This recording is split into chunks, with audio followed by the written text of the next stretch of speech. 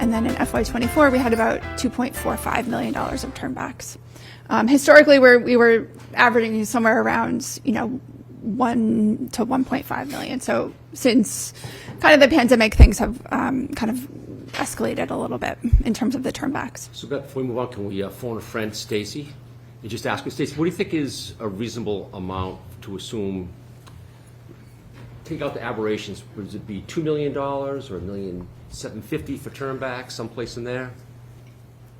I mean, looking at the history, maybe about $1 million. The thing is it depends on how tight we budget. If we cut departments' budgets, then obviously we'll expect less of a turnback. But if we're budgeting based on the past estimates, and I mean not estimates, but if we're budgeting based on the past budgets that have had these excess amounts, then I'd estimate a little bit higher. Those are always a mystery because I ask departments, what do they think they're going to spend by the end of the year? And they all say, we're spending the whole budget. So I have to tell FinCom, the turnbacks are going to be low. And then come to find out, we have $2 million. So it's really, I think between $1 million and $2 million is probably fair.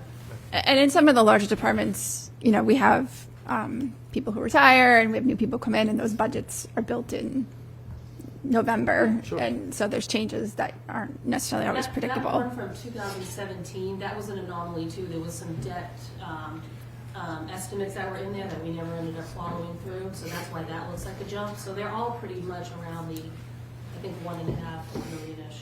Okay, thank you. This is just kind of the history of the free cash and retained earning balances. So close of FY24, we had $24 million in free cash available. We spent about $3.1 million of that or appropriated $3.1 million of that at fall town meeting.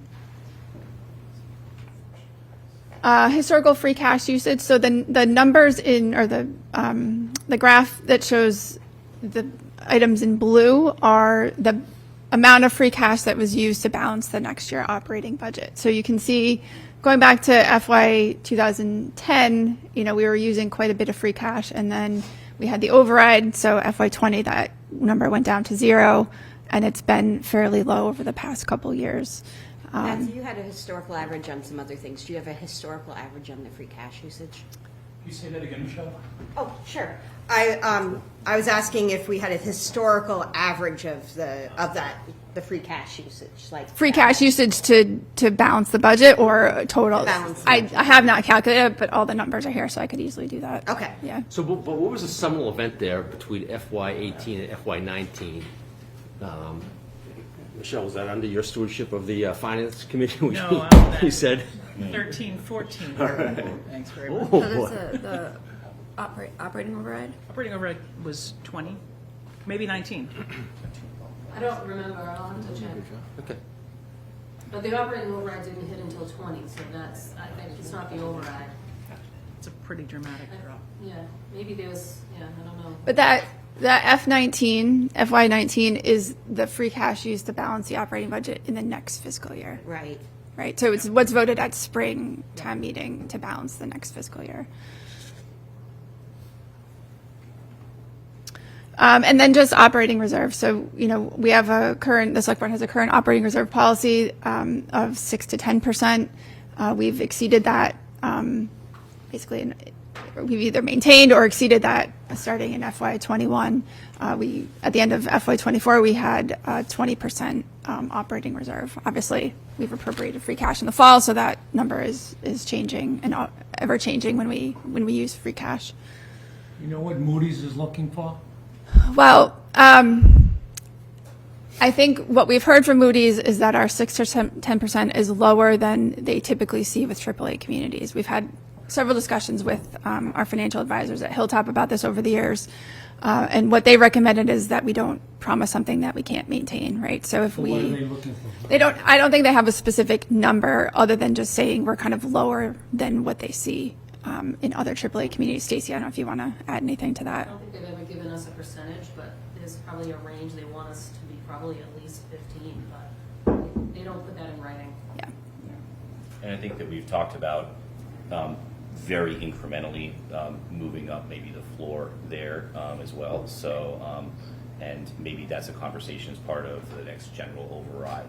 But we've, our operating reserves are higher than we would anticipated. But, you know, we need to feel comfortable before we do that.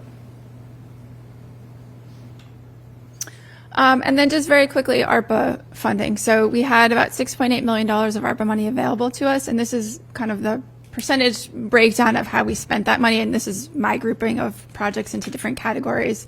There was pretty significant spending on municipal and school buildings, as well as outdoor recreation. That includes the Manchester Field turf replacement. The community grants we spent, I think all told somewhere around $350,000. We've also dedicated quite a bit of money towards playground improvements at different schools and municipal playgrounds. And then there's just kind of a smattering of other things that we were able to fund. But I think all told, you know, we really were able to put the money towards important things and either fully fund or, you know, in the case of the high school gym floor and the Mystic Heat, we were able to partially fund with other resources. So I think we all agree that we're happy with how we were able to spend those funds and the projects that we were able to accomplish are still in the process right now. I don't know if you, Michelle, you want to add anything to that? I think early, when I joined the board in 2023, I think, you know, Anthony and others had thought about community grants and where might it go, and we were able to fund almost a dozen local organizations here in town, which I think was great. And our last bit of it, we were looking at a few slides back when you had that bar chart of water and sewer retained earnings and recreation retained earnings and free cash.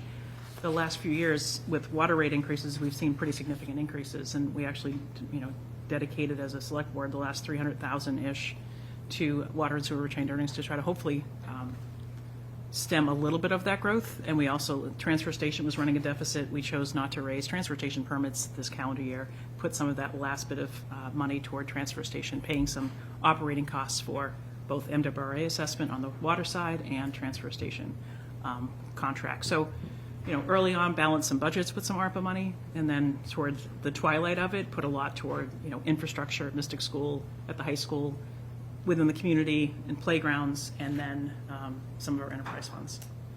So, but it's gone, and we had to look at things that are, you know, one-time expenses that can help right now, but not getting into hiring and recurring costs and things we can't maintain. And it's over, so. And Stacy's tracking every last dollar, but we're going to spend it. Until April of 2027. Okay. I'm impressed with all the colors you were able to get on that graph, too.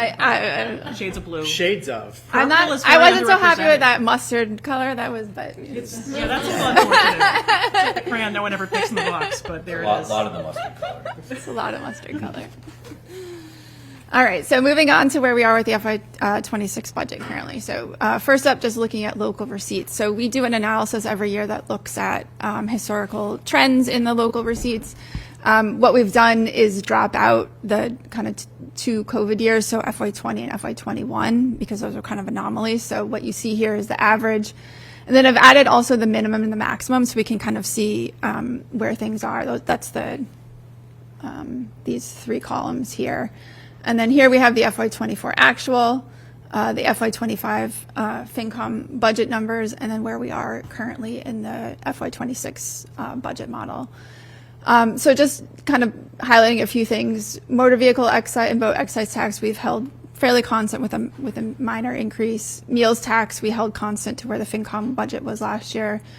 Penalties and interest we brought that up to the average, close to the average from 300 to 370. The pilot payment in lieu of taxes matches what was in our agreement, our current agreement with Winchester Hospital in terms of that payment. Transportation fees we held constant because, as Michelle mentioned, we didn't increase those permit fees this year. Other fees we held constant. The two things, or one thing that I will mention that we did have to reduce is the rental income. So a large chunk of that came from the Mystic School rental income, which is now going to the school department under that lease agreement. So we've reduced that, and we're going to continue to look at that. 15,000 might actually be a little bit on the high side. So I think we need to kind of just take another, Stacy and Mark and I take another look at that. So that's although it's a large percentage drop, it's not a huge number. Where'd my mouse go?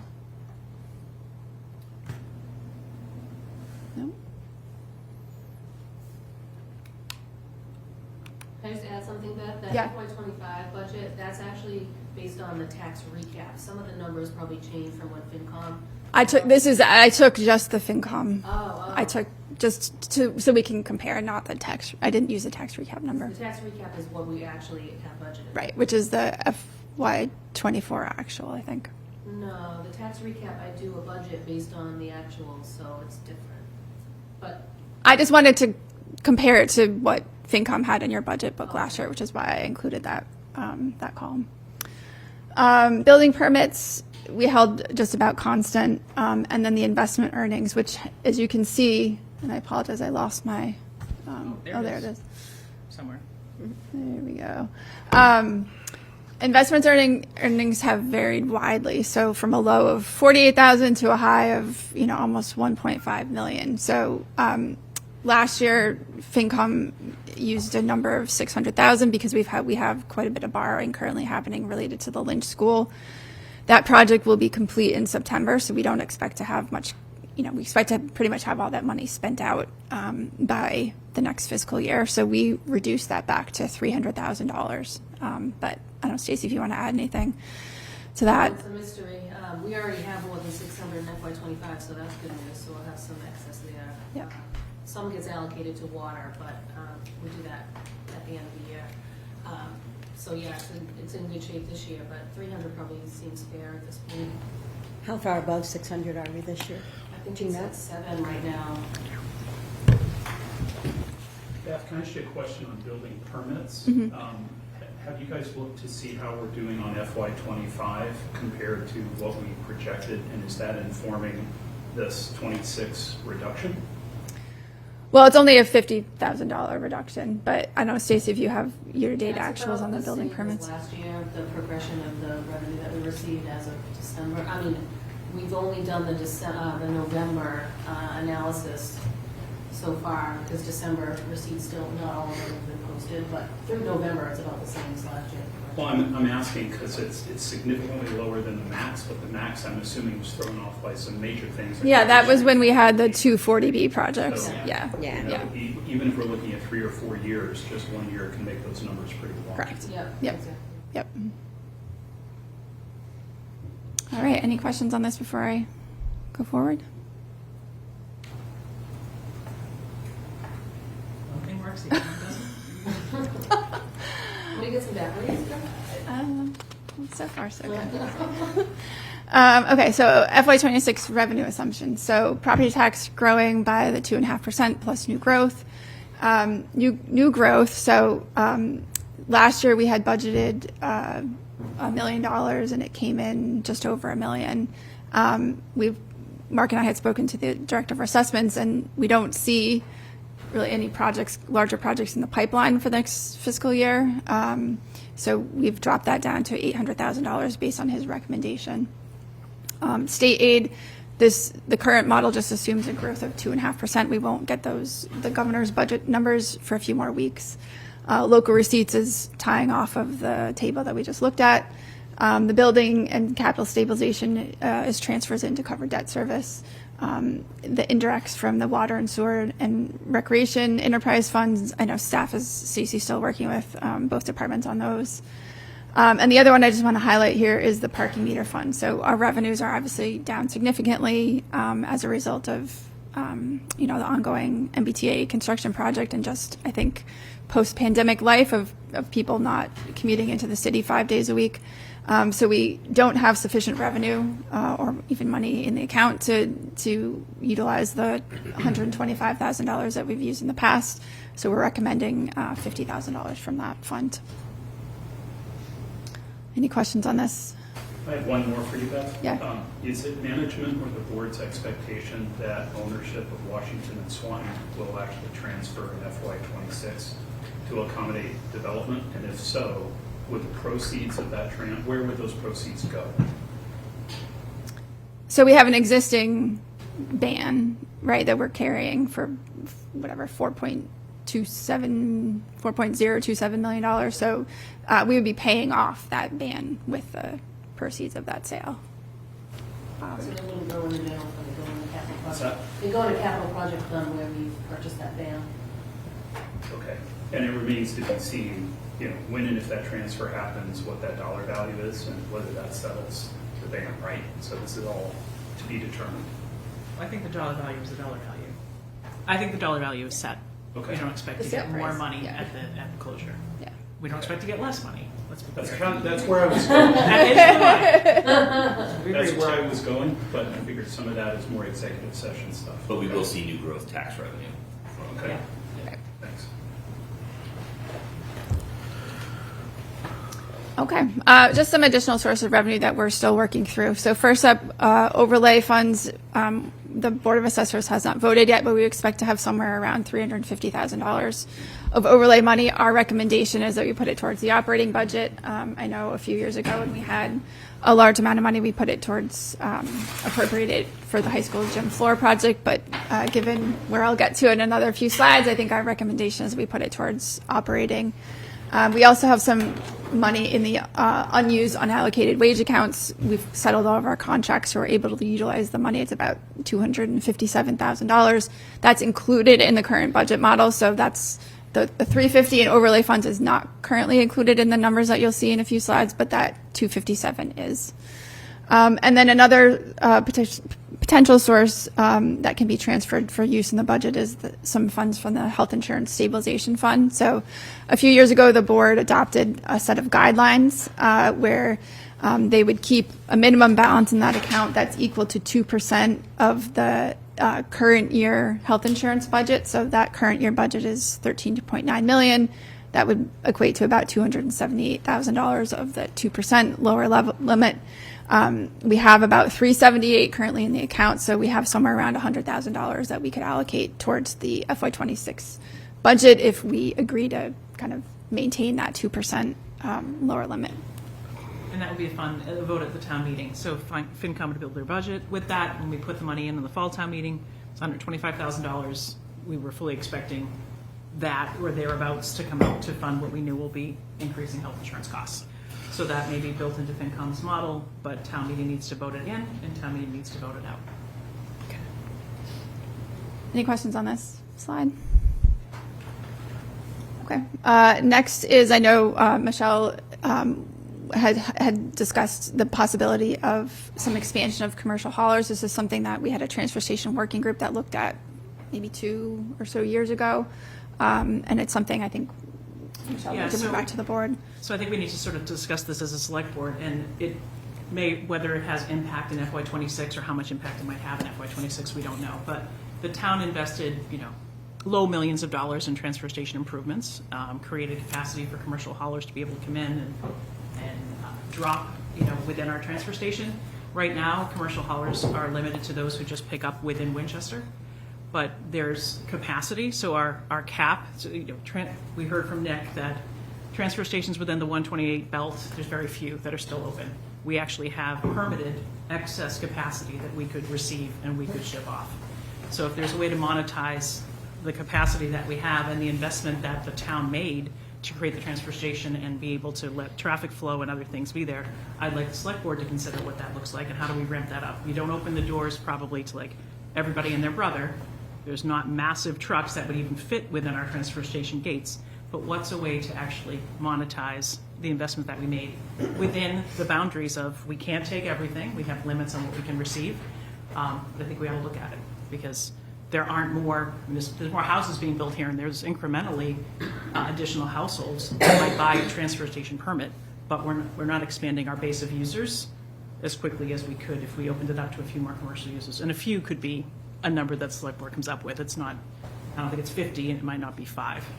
But that's something I want to explore, I think, during this budget season, to just think about what might it be to start that process, and if there were revenues in FY26, what would we tell FinCom as a reasonable estimate? We'd work with Stacy and Leanne and DPW.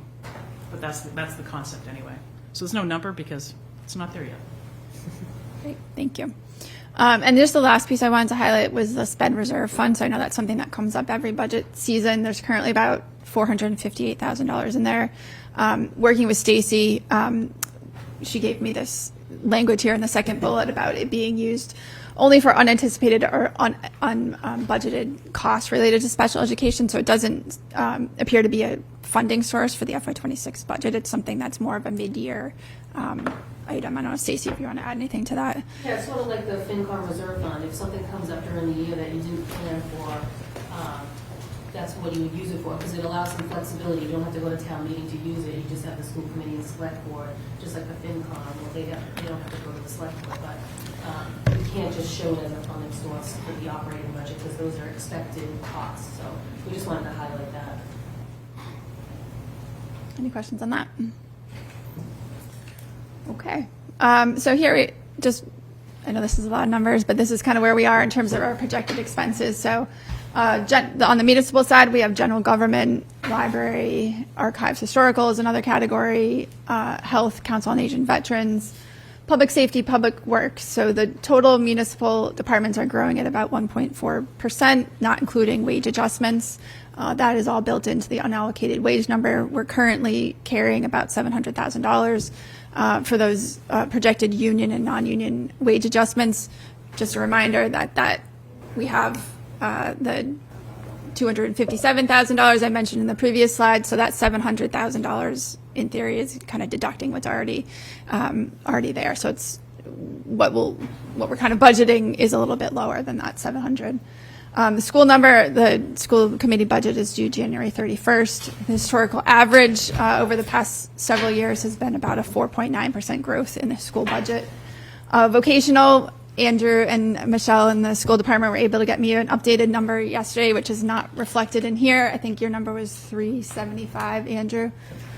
So part of that is that you may all remember that the Northeast Metro Tech, which is, I guess, maybe where the largest number of our students go to, they have a school building project. So for the past 2 years, we've been paying just our portion of the ban interest on that. And starting in FY26, that full debt payment will hit. So it jumps up from, I think, somewhere around 25,000 to somewhere around 70,000 in FY26. So just that alone will see growth. And then I think there's some additional students that have moved into that school. And it's Northeast Metro Tech, Minuteman, and Medford are the three schools. Correct, yeah. Yeah. So Andrew, quick question on the borrowing is, so that I know we're paying a share based on enrollment for that new high school. Is the borrowing, is that number going to be like the number for the next 20 years, or is that so it is set? Yeah, we got the debt schedule Okay. from And is it them. set as of like this spring or going into next fiscal year, or has it been set? The debt schedule they gave us shows that 70 Yes, and for the change project. is Yeah. consistent for the next Yeah. whatever. 15, going 20 next on year. your Right. Yeah. Yeah. It's 70K, and then it's going to be variable based on It students. doesn't fluctuate. Right, Yeah. the borrowing is the The borrowing. borrowing doesn't Yeah. fluctuate based on What's going the to fluctuate is students. students and potentially per student allocations. Right, tuition. I guess we can bank on 70,000 anyway for borrowing. There you go. Energy costs, so those are growing at about 3.6% based on, bless you, our projections for those fuel and other energy costs. The one thing that we've kind of just sort of taken a guess on is the Lynch School energy costs. So we've only budgeted for electrical costs in that building in FY26. We've budgeted 80,000, and really we've kind of tried to work with the consultant and the contractor and the development team to see if they have any good estimates. And Chris, I don't know if you have any better information, but we don't kind of have a good idea of. I just had a question on that. I'll just call school committee to order. We had everybody here at 9:22 p.m. January 10th. Thank you. AM. It's AM. It just feels like PM. It's a long night. Right. This is a continuation. Sorry, I literally found out about this 12 hours ago, so I had to cancel something this morning to be here. All right.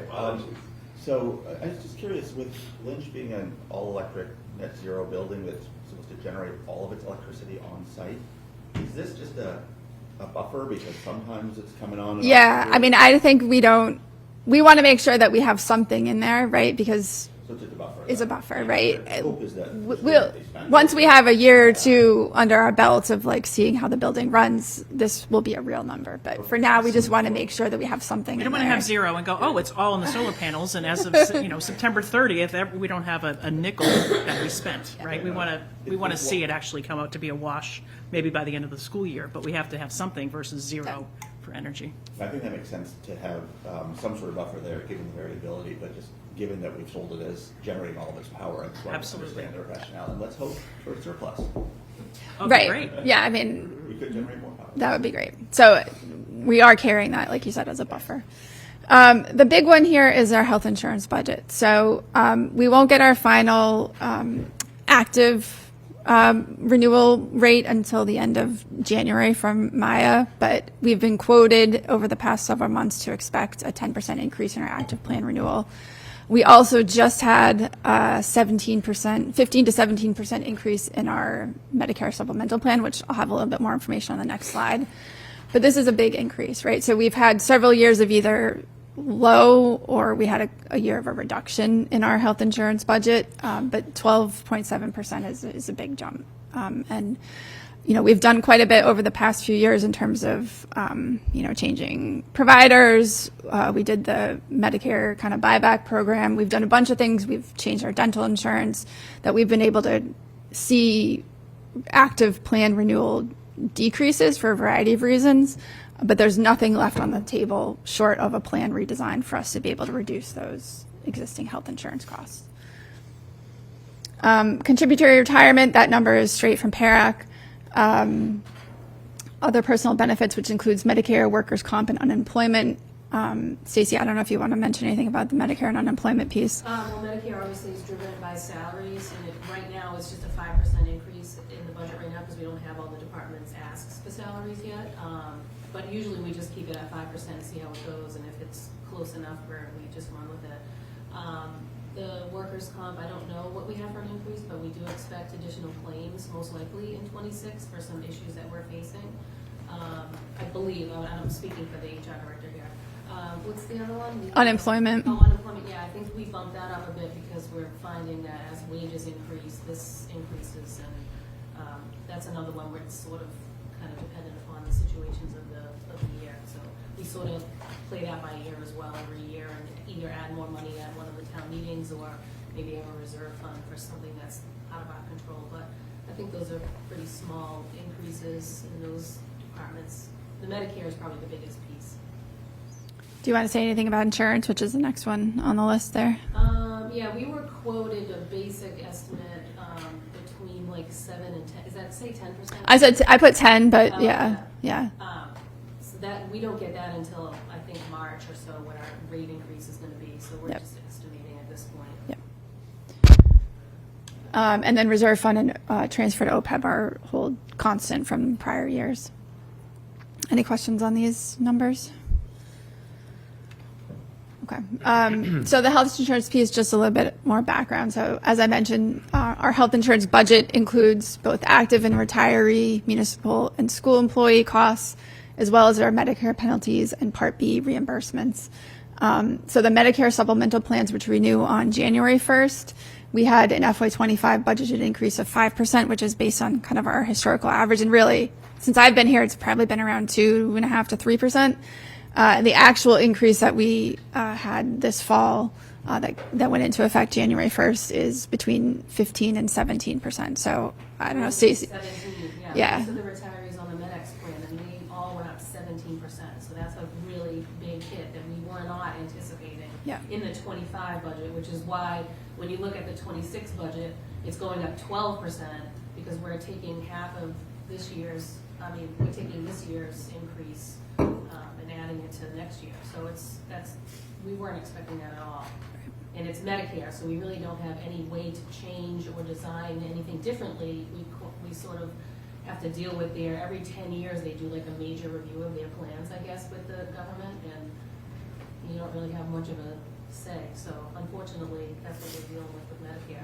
Right. And it comes at the same time as we're expecting a large increase in our active plan renewal rate. So it's kind of a double whammy. We're still early times, but I think we expect to need some additional money in FY25, which will likely be going to spring town meeting to make that request. And we'll know, obviously, more as we get closer. But any questions on the health insurance piece? Obviously, this is kind of the big one, right? Just a minute. The para number, when does that technically get paid off? We got the Para number, retirement. The Oh, retirement, it's anticipated FY27. it's going to be paid off in full Well, Well- or current?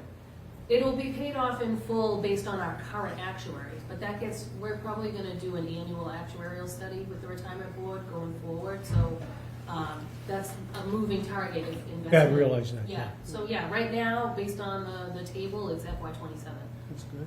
And that's held, it's been FY27 for probably 4 years running, if not 5. So I that, think it was 29, and then it was 27. and it pulled in? Yeah, yeah. so I mean, at least we're not getting further away. No, We're we getting don't want closer, to and go we've further. actually held Yeah. pretty steady. So to Stacy's point, when it's paid off, there still could be $1 million due this year and $800,000 and 1.2, but Yeah, we the always have to pay the investments to normal catch up. cost, which Yeah. is, probably a little less than half of what the actuarial is, but, the payment is, but depending on the market, we have to take those hits, so we always have to make sure that we're on target and be ready to make any adjustments if we come.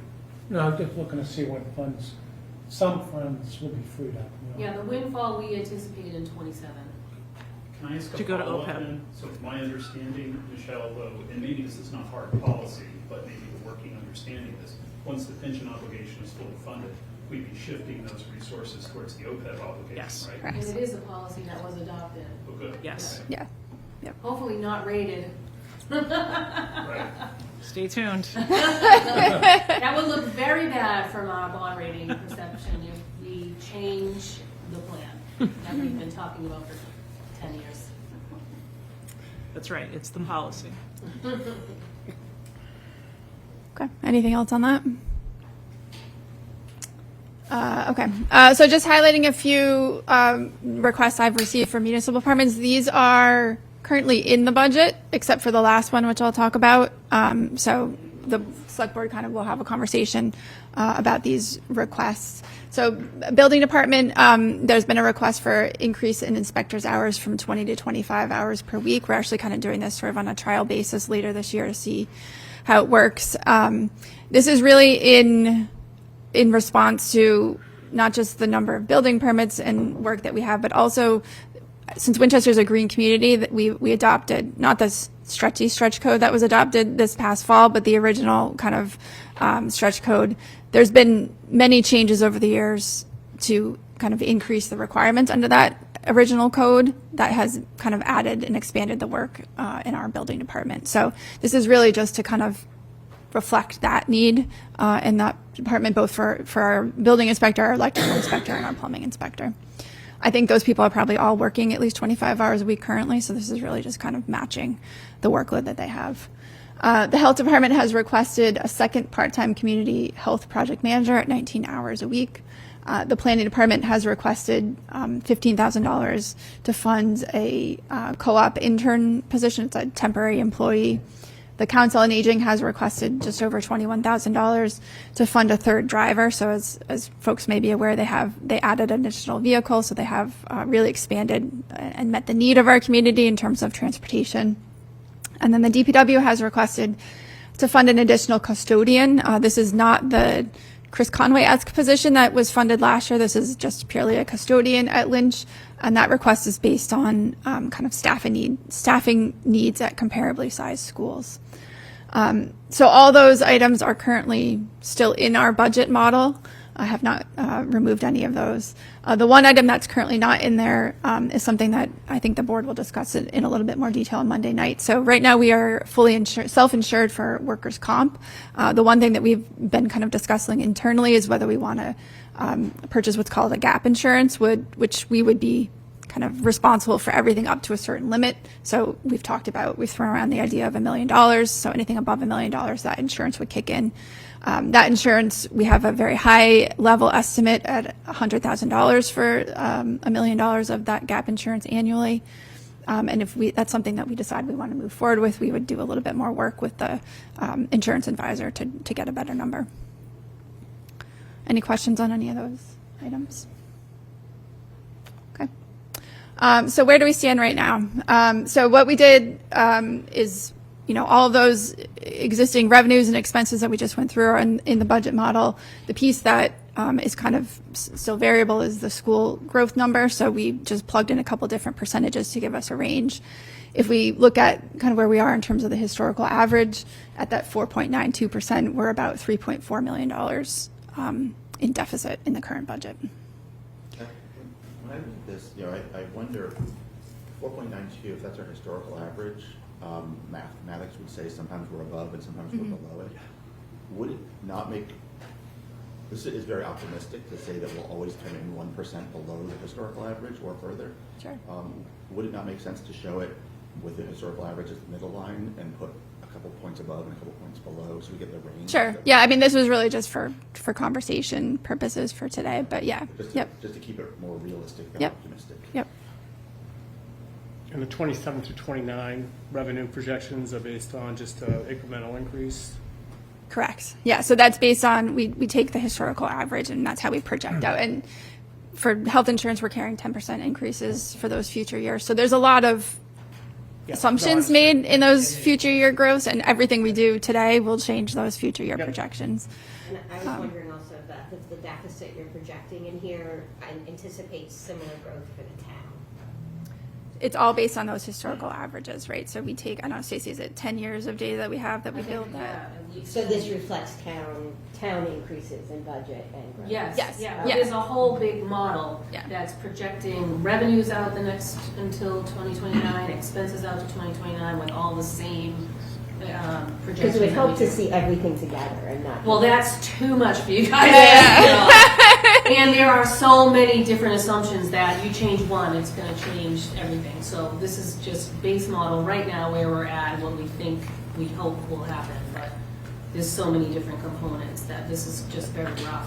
So Well, this, go ahead. I was going to say. just to clarify, so this is, it says the column is school growth scenarios, but that's school growth scenarios rolled into what you're already assuming for your own Yeah, so that's for just town for budget. school growth scenarios for FY26, right? Right.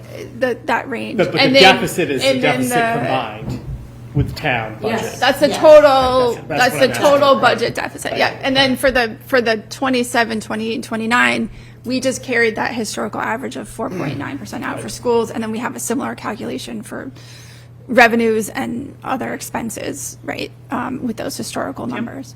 Does this include turnbacks or no? Project turnbacks based on prior year's data? No, this No. does not. So This is just actual revenue and expenses for those future years.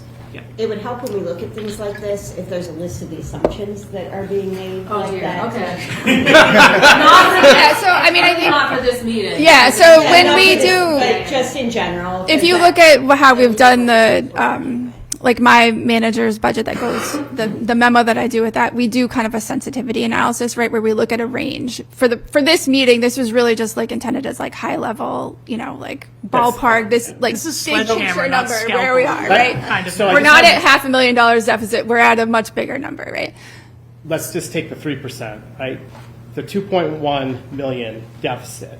There is a percentage of that money that's a result of the town budget too, right? Correct. That that would be helpful to see, because this slide just does kind of pop a little bit. 'Cause It's it not- looks like, without But explanation. so it's hard because, right, these are actual numbers. The budget model reflects where it says FY26 estimate, right? The budget model for the municipal side and every other item here has an actual number, right? I get that we've built. No, I right? get Yeah. that. I'm just saying on that slide, I understand what you're doing. Yeah. I didn't initially understand what you were doing, but when I first saw it, what I was thinking it was telling me was that we would contribute, that would be the additional deficit. No, this is bottom line, right? So these are on the municipal side, we have built the budget with real numbers. And what I don't have yet, right, is a school number. So we just did a range. Yep, no, not know where you that's guys would fair. land. I was just Yeah. trying to understand what Yeah. I was looking at, that's all. Thanks. Can I ask one last clarifying question on that? The scenarios on the town side, is it just one scenario? on Yeah, the it's side? these, where it says that FY26 estimate, it's that number. So the variables are, if you plug in these percentages on the school side. Right. Yep. combined with- got it. Yes, yeah. Karen? I think the chair has questions. Oh, I think my connection, or my question might be connected to Dr. Hackett's. And so with the chart that you were showing with the projected deficit, and if it includes if it includes the town as well, then I don't know how far that slide goes, but maybe just making sure that that is clearly labeled, that We can it split this includes out. the town as a But- includes. Well, we don't, it's a bottom line, like, we don't break out it's a bottom line Yep. calculation, includes- right? We're not breaking out what percentage, I mean, we could do it on a percentage basis, right, based on the municipal budget versus the school budget, but it's all these other things that, the undistributed and other items that So, roll I mean, up. if you go back to the slide, 2/3 of that number is schools and 1/3 is municipal, roughly, right? Or 70/30, if not So- 67. Just say, If just to we're- be very clear on that We slide. could do that, we could includes footnote the it. town. I think that's fair. Yeah, I think if we're going to redistribute updated slides, then maybe the assumption that's added is that this slide is because we don't have the best budget is done or created and discussed right now, and we said earlier we don't have the school's budget until the 31st. So if we are going to update this to send around again, maybe just part of that assumption is this is based on actual municipal budget and is estimating school budgets until further is delivered. Yeah, and I mean, it doesn't include, like I just went through, it doesn't include the overlay funds. It doesn't include any money on the revenue side, any money from the health insurance stabilization funds. It holds the transfer station fee revenue constant. Yep. On the municipal side, things that we still have in progress, health insurance will have that final number. The insurance, Stacey, you won't have that number till after my budget's done, so it'll be something that we'll work out with FinCom and when we get those final numbers on the insurance side. And it includes, as I mentioned, these municipal requests, which are still up for conversation. So there's still some variability on the municipal side. It's built on Right. those actual Those things you numbers. just said, Beth, would Yeah. have been helpful to have on a slide following the one Sure. that you had, and if it said, I think it's as simple as total municipal projected deficit in the top line. Sure, Or- yeah. Or a footnote. I think Apologize the for high not being level clear. is that We can there's some update it. confusion, Yeah. and this is our feedback is, Yep. Go ahead, Tim, And I and just then wanted let's to move be- on. I understand a lot of work went into this, right? And I think what. That's an conversation- understatement. I think the conversation that's happening right now is about sort of messaging, and I think we've been having this ongoing conversation in town over the past, at least since I've been on town meeting, around sort of what the state of things is, right? And I think different folks have different characterizations about the state of things. And I think what I'm hearing from the school committee, which, I mean, forgive me if I'm mischaracterizing what the five of us are saying, but I think what we're hearing is, if this is a town, I mean, I understand it's the largest percentage of the town budget, but at the same time, if it's solely, the growth is not solely school-based, right?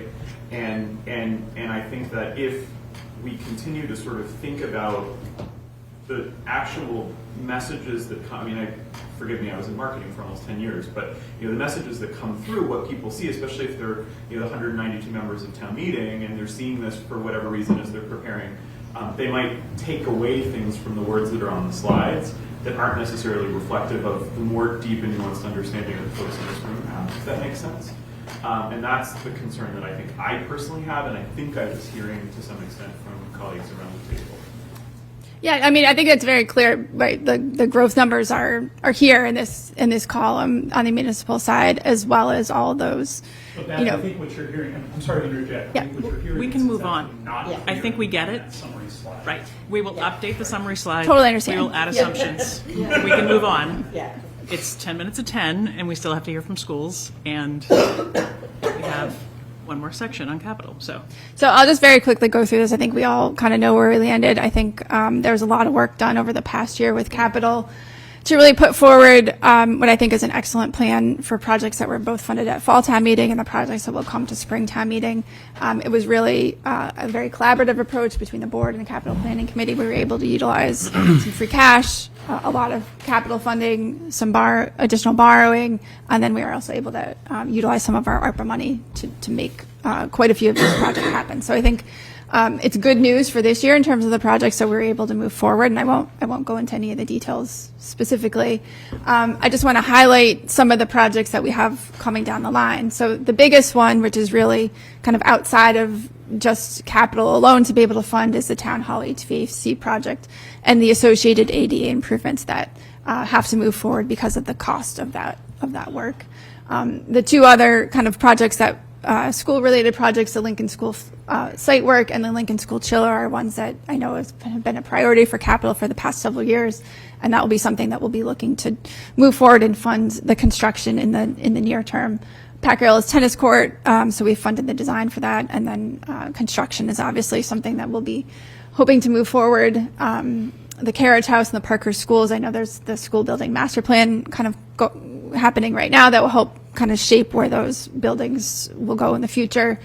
Some water quality improvements, transportation improvements. So as you all may recall, we did the transportation master plan several years ago, and there hasn't been a huge amount of work that we've been able to implement aside from the Lynch School traffic improvements as a result of that transportation plan.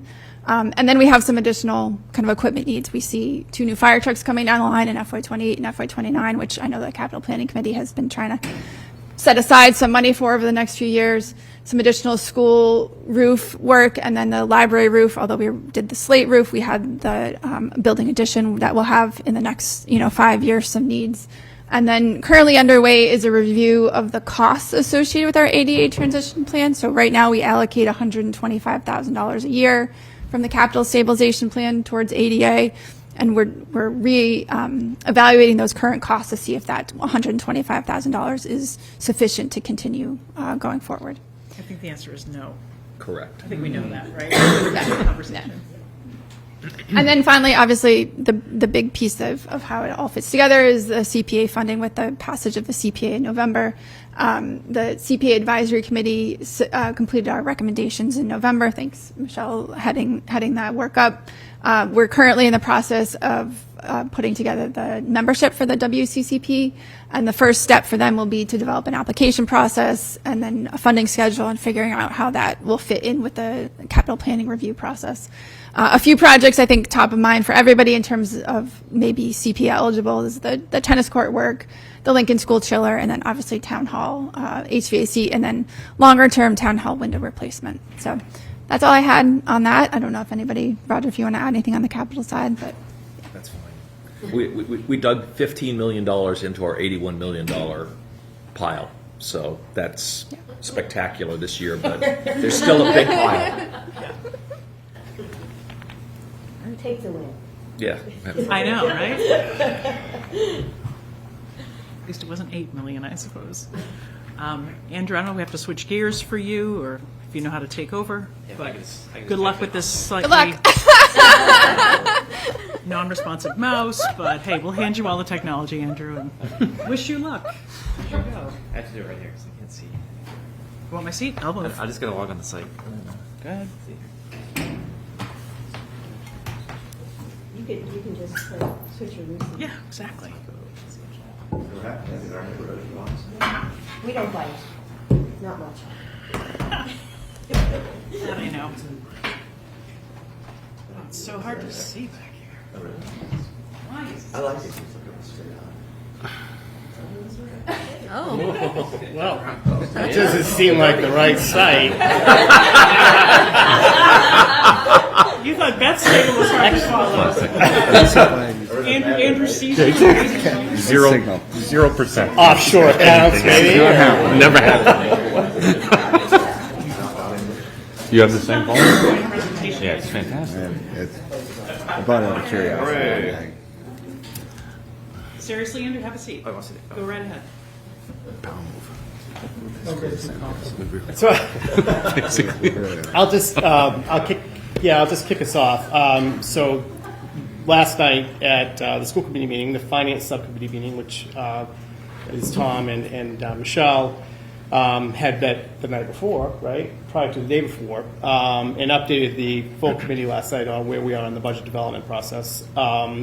So this is as of where we are right now. Our focus has been on getting to what we call maintenance of effort budget. This is what we're calling the preliminary maintenance of effort budget. So just from a definition standpoint, what this means to us is taking everything we know we need for next year, taking the employees that we have, and rolling everything forward into next year at next year's cost. The huge unknown for us is that we are negotiating 5 union contracts.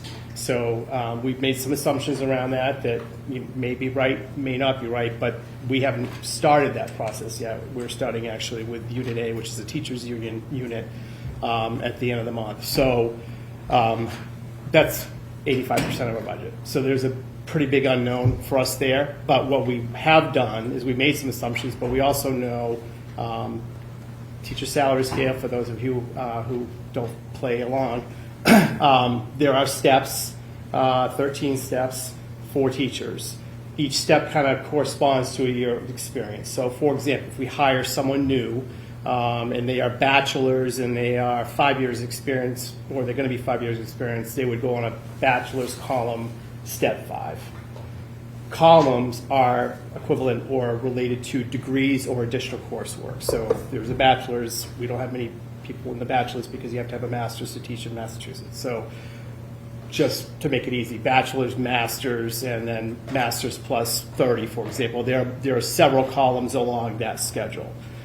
So steps, columns. So we have people who are going to move a step, but we also anticipate they're going to move a column based on where they are with the coursework. So they're moving down and they're moving over. So we've been able to do the assumptions of moving down based on what we know right now with the schedule and just, again, making some assumptions. We know right now what our columns look like. So we've been able to move everybody, both their steps and their columns. So we have that foundational part in the budget. So now it becomes a question of, do the column numbers change? But more importantly, what kind of percent on the base are we going to be negotiating? So, so just so you know that this builds in those, in anticipation of those things. You want to go to the next slide? This is going to help your budget deficit slide. Sorry. Where we are right now, and I want to emphasize right now, where we are right now is a 5.84% increase. So the biggest challenge for us is that there, as it is for the town, there are just obviously so many unknowns at this point in time. So trying to build a budget that starts effectively September 1 for us and have it done and feel 100% confident on January 30 is just very difficult. There are a lot of moving parts. We've taken currently, it's on the next slide, but for example, we have already taken 7 retirements in this. So we're anticipating, we know 7 people, we know they're going to retire.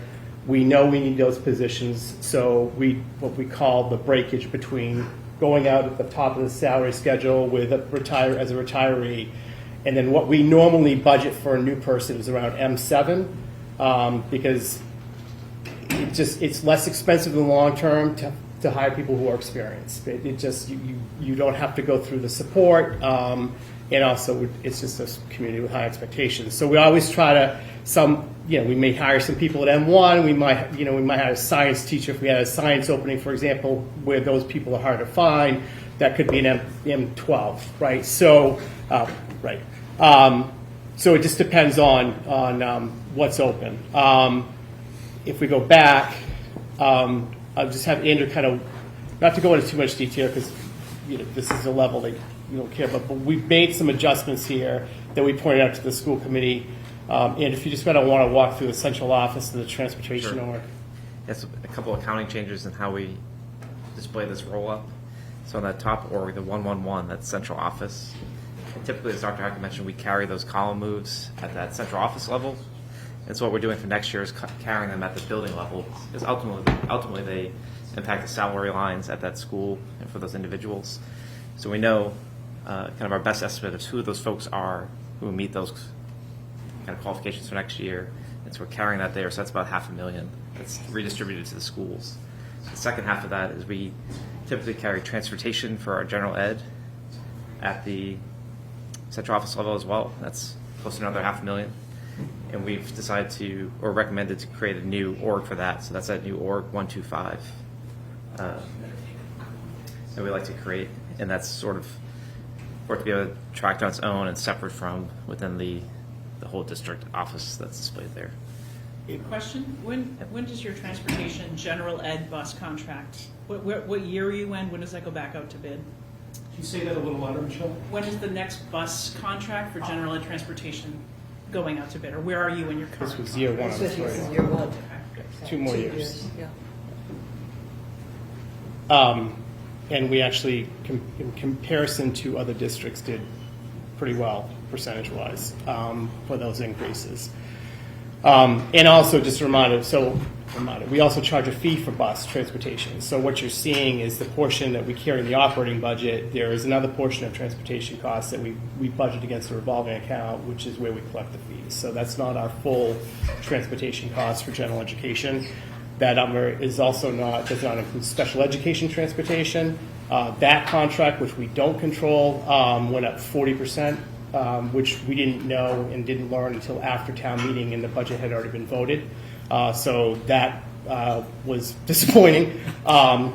So that is carried in that special education 119 line that you'll see where other special education costs are carried, including out of district tuition, a portion of that too. So that's a summary. We're right now currently at 5.84%. School committee is meeting every week this month. Finance subcommittee is meeting every week this month, and we're going to continue to work on that number. This does not include any new positions. It doesn't include any new programs.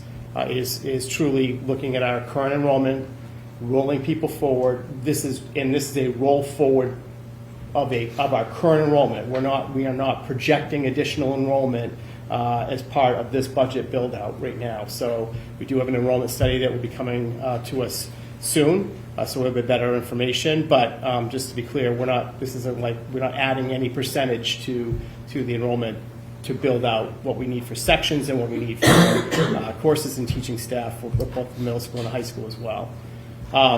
For kindergarten, we don't know. And what we generally do is, I think we landed at 280.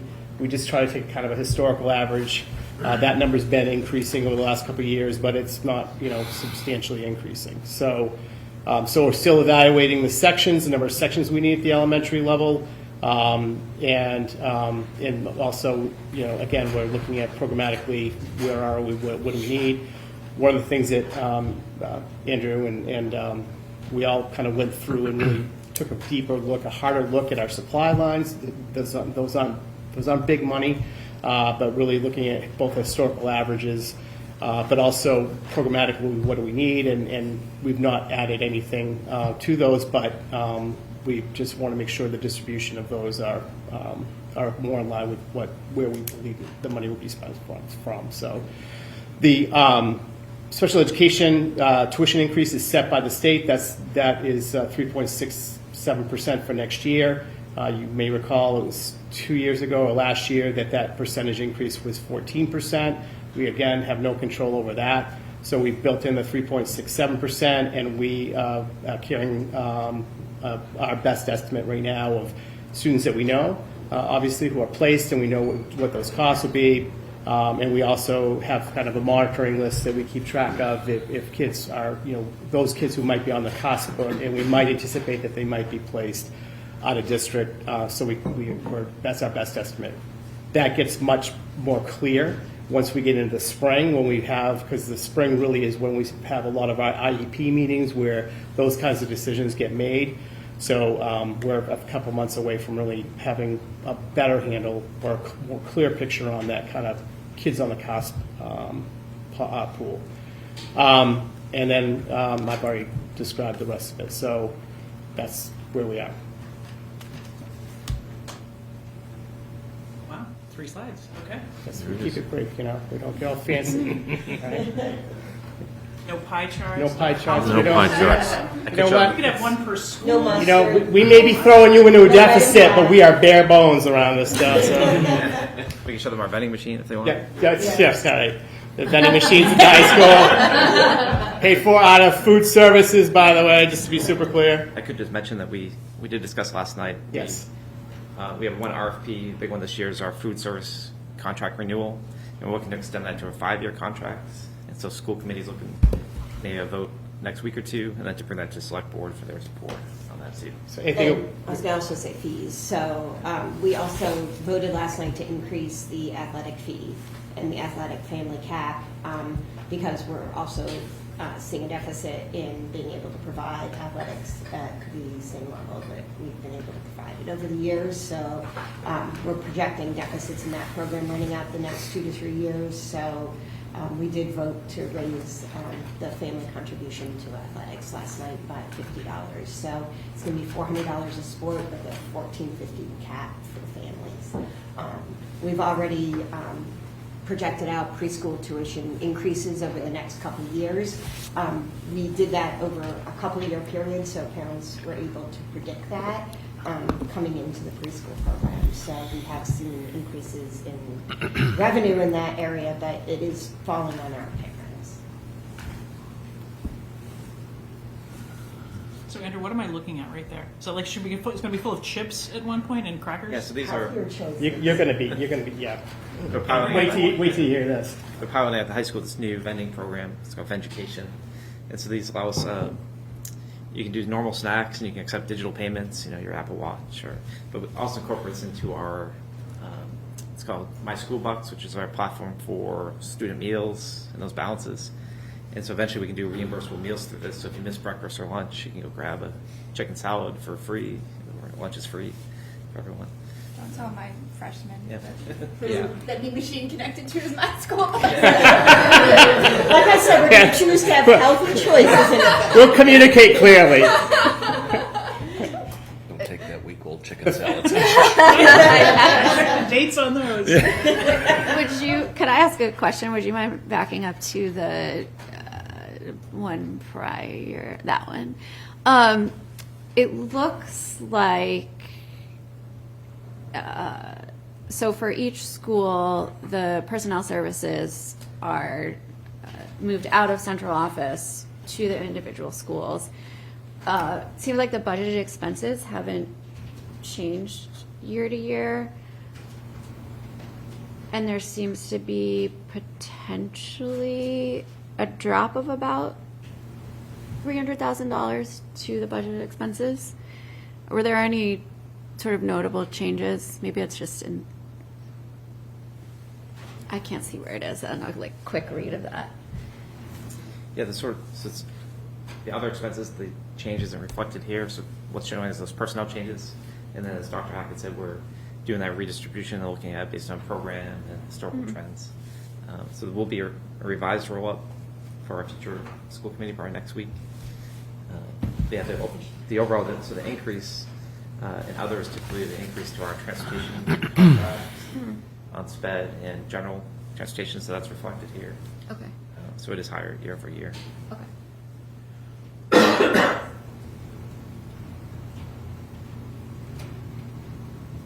Back to snacks. Please. Any requests? Right?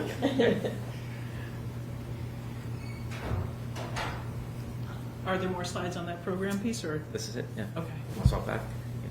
He wants to. So part of the 5-year contract with food services also allows us to build in some capital improvements into that term.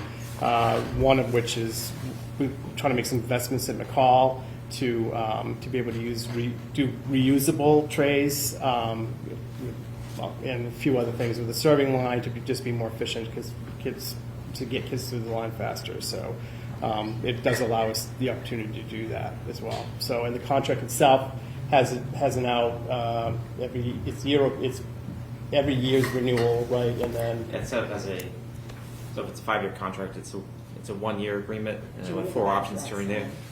And if you Michelle, go, can you advance it? Oh, I don't know about that.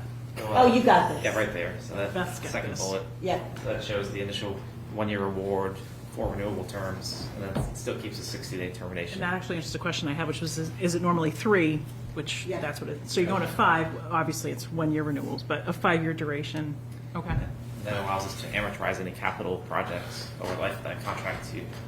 So it's over 5 years. Is 5-year normal in the school space? I know Whitson's a pretty established Lot of- vendor, but do a lot of, is it just a mix of 3 to 5 years? There's a lot of area schools that go into that 5-year, so they can do those capital improvements. Those who are contracted with the outside group. And school committee came to consensus on moving this forward last night too. So we would need the approval of the select board eventually when we take a vote on it. We saw a lot of opportunities in this for us to be able to improve upgrades at our schools more easily than we can in the 3-year contract. In particular, the McCall kitchen upgrades. We were able to open the additional serving line at McCall this year, but a key factor in improving the food quality and things with Whitson's is improving our kitchens and our ability to use reusable trays, for example, also in our cafeterias and things like that. So we didn't really see a downside with this, since it's not an automatic renewal of that 1 year. We have to review it each year in the 1-year terms. But it allows us, as Andrew was saying, to just amortize those upgrades out. Predictability of having a longer Exactly. duration. Right. Because I thought the last time, I think when we did the McCall edition, it was certainly around 3-year cycles with Whitson, so. Yes, that's what it's been historically. Got it. Can I ask a general, just budgeting question? How do you factor in, and this is for the school, all the grant funding? Like when you do your budget, and obviously this just includes the people that are being paid out of the general fund, but what about grant funding and grant growth and that sort of thing? How does that work with the budgeting processes? Can you clarify all the grant funding? I was just going to say, Feel like all a those, lot? in what area? Like Title I, you mean? Well, yeah, the grants that pay payroll, the Yeah. SPED and the Title I and. So the 240 and the Title Yeah. Well, all of those from the Yeah. DESE, they all tend to Yeah. pay some payroll, well, a lot of payroll. Yes, to a similar extent, we do track that in similar sheets, and we're looking at, so as those grants fall off, like with ESSER and all those, and how we look to, budget for those appropriately. But yeah, we So do what track happens those when the expenses. growth is, when the salaries, all the steps and grades and things, do the grants increase as much as your growth, or do you have to subsidize No, it with the no, general no. fund? Yeah, so we sort of look at projected what that grant revenue is, Mm-hmm. and then kind of run the cost, and then we have to follow that difference. So you're doing a lot of subsidizing for that. Yep. And do you know now what the grant growth is gonna be for next year? When do you find out about that? That does vary. We don't We know, where circuit breaker looks to be, but then some of our IDEA went up. We see that more in May, I think last year is Yeah. when we got the number. And sometimes Title So those I, are like the Title I. assumptions we face on the town side. There's Right. many, many assumptions that go into what our estimates are, so you guys are Right. kind of.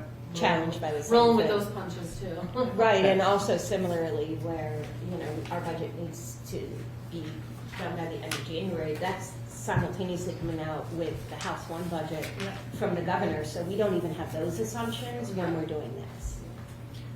And when it comes through the warrants, I see line items that are applied specifically to ESSER funding or are like coming out of a specific line.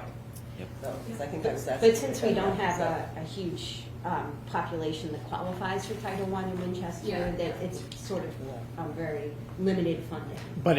but the requirements of Title I, what we're required to provide for program, means that we have to spend out of the operating budget. So just for fun, Morocco was identified for this year as a Title I school, right? Principal called me and said, how much more money are we going to get? And I said, well, $1,000 in the total grant. So we identify an entirely new school to provide Title I services to, and we get $1,000 in Title I funding. Don't spend it all in one place. That's what I said, so. Your growth in this analysis includes the subsidizing of those potential growth rates. Right. I mean, the potential not so great growth rates of the grant. Well, yeah, but like for Title I, it's all personnel, right? So, and the $1,000 doesn't keep up with, just the increases in the personnel costs. So yeah, I think how I think about it is we budget for it, and then whatever the Title I funding is what the Title I funding is, but we just make the assumption that we're not gonna see increases in Title I. In fact, I think we'll see decreases as we continue to move forward. And simultaneously, we don't qualify for a lot of the SOA funding or the fair share funding that's coming from the state. Yeah. Right. So, that doesn't help us out on our revenue side either. And as grants and revolving, we sort of track that similar way. Yeah. And so, like, as Michelle mentioned, we're taking an increase in that athletics, so we're trying not to increase the general fund appropriation, and offset it with some athletic fee increase. So you're not running the risk of overstating your grant revenue, where some other communities that you read about in the news that all of a sudden have these deficits because grants didn't come in that they anticipated. You're really kind of bumping up, being conservative on the operating side and hoping that we get the grant revenue. I think that's a good note for our assumptions slide. Yeah. And I mean, that's really how we handled ESSER, the ESSER funding that we got. I mean, we used ESSER for out-of-district tuition, and we were seeing a pretty rapid growth in that. But we treated it as, and over those 3 years, we knew we were going to run out of ESSER, so simultaneously we were adding money for tuition costs into the operating budget to kind of feather out that and plan for To that blunt decrease. that, whatever we go. Right. So, Yeah. so ESSER's gone, just like ARPA's ARPA's gone. It was fun while it lasted. But we used it almost exclusively for tuitions, where some districts hired staff, did all kinds of things, which we were being encouraged to do, but we didn't go that route. So. I was going to say, Stacy, that's where most of many of our peer communities are actually facing budget deficits now, is that they incorporated ESSER for new programming, new staff, and now they're facing Well, they the forget elimination about of the that. growth changes where they budgeted all these people out here and they forget to fold them in when they're not there. Yeah. Right. Correct. So one thing before I want to make sure we have other questions for schools as well, people have them, before we go to FinCom, I think what Dr. Hackett's mentioned, what Beth has mentioned, and I think, Mr. Matthews mentioned as well, is like messaging around things. We will certainly update the slide on growth. There's a lot of unknowns, I think, is where I'm going, right? Like, as Stacy says, as Dr. Hackett says, grants, and will circuit breaker go up or down? If it goes up, it might be incremental. Will health insurance will probably be as not optimistic as we think. Revenues maybe are slightly better. We'll probably, encourage FinCom and town meeting to use those overlay funds to sort of blunt some of that. But we don't know state aid until the end of January when House 1 gets published. We don't know final insurance costs until April. You may not know retirements. And on the town side, we may not know retirements until April or May. So when FinCom gets the town manager's budget on February 15th, it's like, maybe I'm not going to say it's 75% real. It's probably more than that, but there's so many unknowns that up until, the second night of town meeting in May is, the first Monday in May we take up the budget. We may not do the yellow sheet until night 3, night 4. So a lot will change. And I think the narrative that I want to make sure that, we all agree to, and FinCom and town meeting understands is, we know what we know now in January 10th. We know what the town manager will know on February 15th with optimistic assumptions some places, realistic assumptions in other places.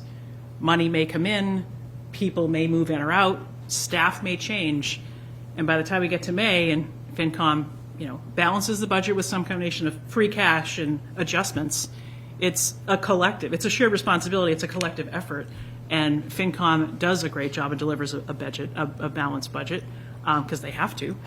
But I want to make sure that we're all mindful of, hey, what we don't know isn't because we want to just dig holes and make, the slide that Beth has is, hey, this is if we don't do these savings, we do fund all these positions, we don't use overlay money, it's $3 million. Well, it's likely not going to be $3 million unless I'll understand how we get there is some things become clear, some decisions get made, Finance Committee has conversations. So this is just the beginning of the journey. And we're not going to, we'll find out things in May, like we did last year, that will surprise us in one direction or another. So just to say that, like what we hear today isn't where we're going to be, and what the town manager publishes on February 15th isn't where we're going to land. And even what FinCom publishes on the yellow sheet, there's, versions of yellow sheets, right? Sheet 1, sheet 2, and sheet 3. Different shades of yellow. So we're going to hold ourselves accountable for like realistic math and realistic assumptions, not crazy optimistic assumptions, but we all I want to say it out loud for like everybody here in the world. There's a lot we don't know, and we'll find out more. And Go ahead. Thank you for saying that. Frank and I remember when I first started on school committee this year, it was right in the thick of budget season. And, we were having sidebar meetings on the floor of town meeting with the two committees officially convened, right, to try and work things out in that moment. And then, as this year has sort of gone on, what I've learned is that uncertainty continues because things can happen that aren't planned for, and the number is set for the year. And so then things within that guardrail have to be reconsidered. And so I think one of the things as a new member of school committee that I've learned and struggled with the most is just how much uncertainty there continues to be.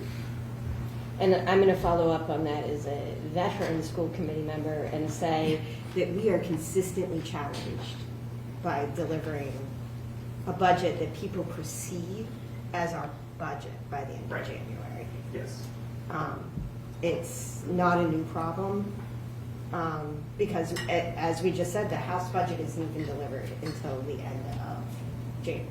Yep. So it's really anything we're presenting is preliminary. Yep. And so then, if there's more questions for schools, then I want to turn it over to FinCom and then Capital, but go ahead. That might be kind of an uncomfortable question to ask. So this is maintenance of effort budget, right? Sort of going for what we've had in the prior year, moving forward. In terms of the literacy report and the movement on that, how is this incorporating what's been recommended by the consultant and sort of how that's moving literacy forward within the district, or is that kind of keeping with what we've been doing so far? Great question. So maintenance of effort truly is maintenance of effort. So, and, understanding that we are 5.8% or so, our next phase of this is to address the priorities that are outside of a maintenance of effort budget, literacy being one of them. We're opening Lynch next year, as we know. We have a preschool wing with a preschool nurses station, and we don't have a preschool nurse right now. So there are positions and things that we're going to be talking to the school committee about that are not included in this, that are priorities for us. Not that they're not priority enough to get into the maintenance of effort, but I really want to keep the maintenance of effort budget clean from that, because what I want everybody, FinCom, Select Board, to get a maintenance of effort budget that we make adjustments to that are like notations to the maintenance of effort budget. So when you get the maintenance of effort budget, our goal is that is a solid budget that you can work from, and we can track whatever else happens against the maintenance of effort budget. So it's not like we're giving you a brand new budget, every month or every 3 weeks. So that's why this is so important for us to get solid. Having said that, the priorities then in the conversation with school committee, which is why it's just so difficult to do this by January 30, become, okay, so we really do need to, wherever we land on the maintenance of effort budget, we really have to prioritize these 3 things. We can't really go beyond where we are right now. What can we do that's in that maintenance of effort budget and think differently about and make room for those things? The reality, there just isn't a lot of that for us. I mean, we're just so personnel based, and our actual like expenditures around supplies and equipment just is very low. So the bulk of it is personnel. So that's what makes it, and that's true for most school systems, but the revenue picture is different for other school systems, a lot different for other school systems. So that's always the challenge. And Thea, I appreciate the question because it's not just literacy that we need to think about. We would like to have more and broader community conversations about this budget. And again, doing that by January 30th is an enormous challenge. We have a public hearing and we vote a budget a week later. That isn't giving us a lot of time to get numbers to Beth and have broader conversations with boards here or the community.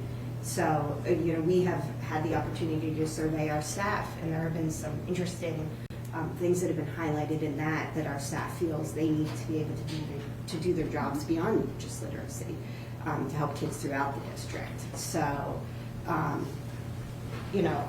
it's a hard question to answer right now. But does that clarify in terms of where it is? I want to give it to Jeff and Eric Yeah. then, and then we'll come back to Roger and Jim. Yeah, not much from our side, other than I appreciate just the open lines of communication around the table. I think everybody knows our 4 objectives, one of which is to recommend a structurally balanced budget. I know there is that difference in balance versus structurally balanced, but that's where we're heading. So if these numbers prove out to be true, then we're looking at, what, $4+ million deficit, and we'll get to work. So we're mobilized, and I would also make a point that we're looking at both revenue and expenses. So last year, we increased interest income after conversations with Stacy, and that was a new thing. So it's not like we're just looking for expenses and trying to make the numbers work. We're taking just a broad overview of the entire budget to recommend a responsible budget for town meeting who ultimately makes the decision. So I know we have a lot more conversations to have, but so everybody knows where we're going after we get the February 15th budget. And I think if, part of the goal of today, I mean, the select board's had these budget summits for years. When I was FinCom, we'd come up and sit at the table like you. If we need to have more of these meetings with chairs and vice chairs or full boards, let's think about what that looks like. There's a lot, we have 2 meetings in January, select board does. We have town managers on the 15th. If we have to hold space for a group to come together on Zoom or in person, let's do that. And then it's in finance committee's hands and the hands of, departments, and it goes to you on February 15th.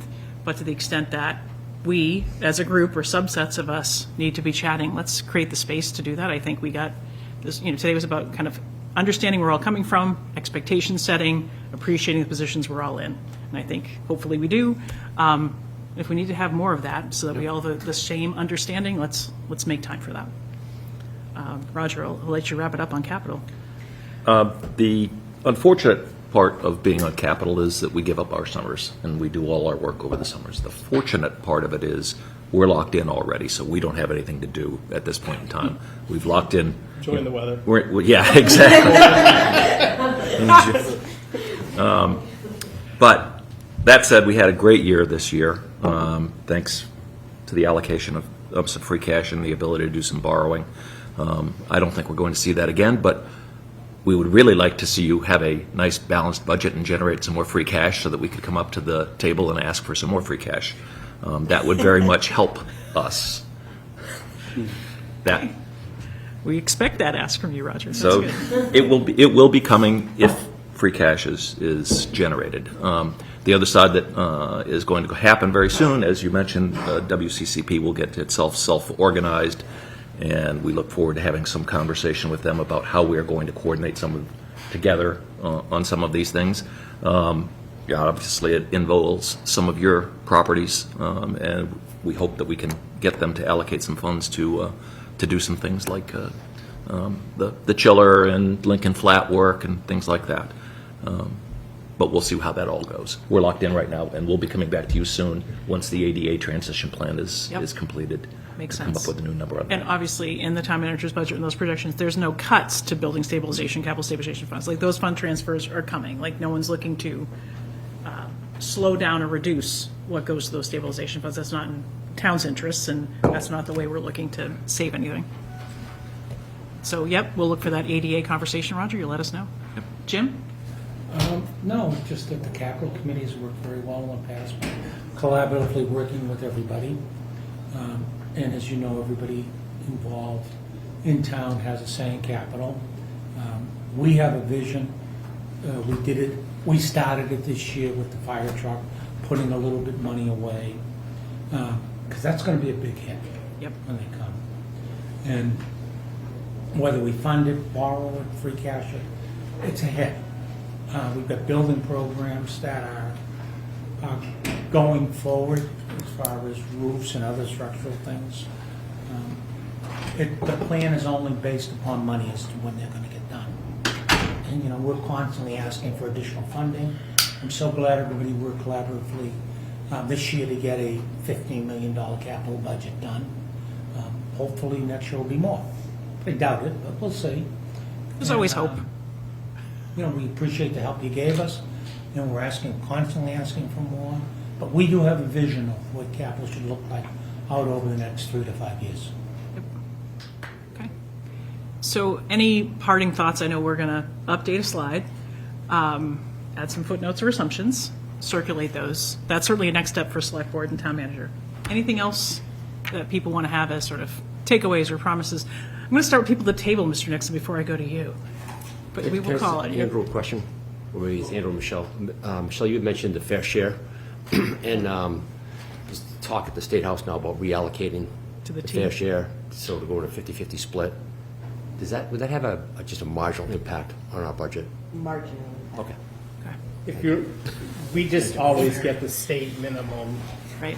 Chapter 78. So when the entire, big allocation came with the restructuring of Chapter 70 formula, their districts are getting big money because of just the way they're popular. We never go beyond just the minimum distributions. Foundation, Just yeah. $25 per student to $35 per student. So even the money we received last year in the 9th hour, that was still just a increase in the per pupil allocation to those districts that that are minimum receivers. So we never really benefit in a big way. I mean, Thank you. Next steps or other asks or wishes? We'd all wish for millions of dollars, but beyond those. All right, Chris Nixon.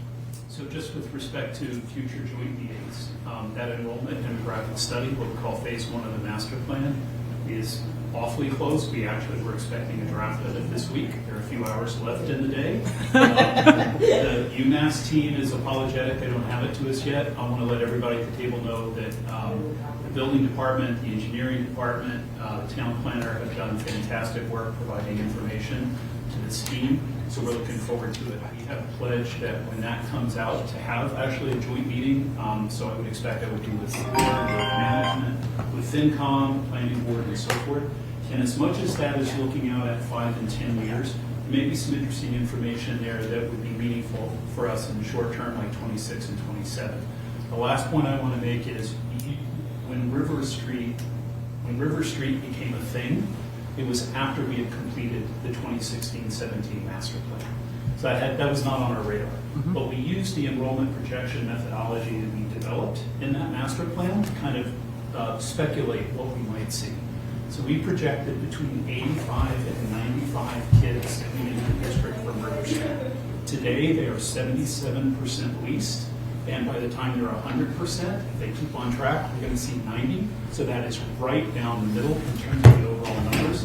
But what's very interesting is we are seeing many more elementary students at River Street than we had projected, almost double, actually. So instead of 24 to 25, we're going to see closer to 55. We also understand that I think only 5 or 6 kids are in-district transfers. So the takeaway is housing development is bringing families with kids, and they are new to Winchester. That probably comes as no surprise. The bolus of units that remain at both River Street and Cambridge are actually the larger units, so 3 bedrooms and like the 2-bedroom den.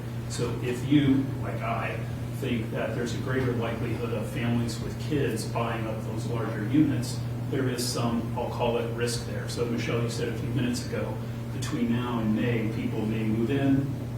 That certainly is a potential. So I think Frank is doing a great job as families have moved in, trying to find space for these kids.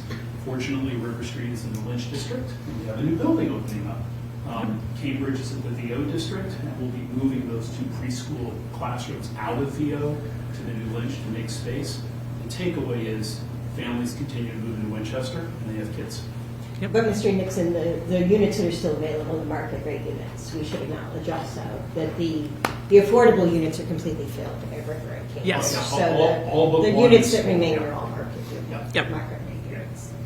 Thank you. Okay. And I just want to say, I mean, I know you were trying to be lighthearted, the comment about Chris not being at the table. I think it's really important because you were saying, sort of creating spaces, Michelle, for all of us to get together. We can also look around the room and see there are boards and committees whose chairs and vice chairs were not invited today. And so I think it's really important for us to really think about, especially in the context of the sort of ongoing conversation about trying to open more lines of communication in town. I know it was meant as a joke, but I personally was offended by it. because I'm very much not at the table right now physically. And I think there are other boards and committees whose chairs and vice chairs could also have been included today.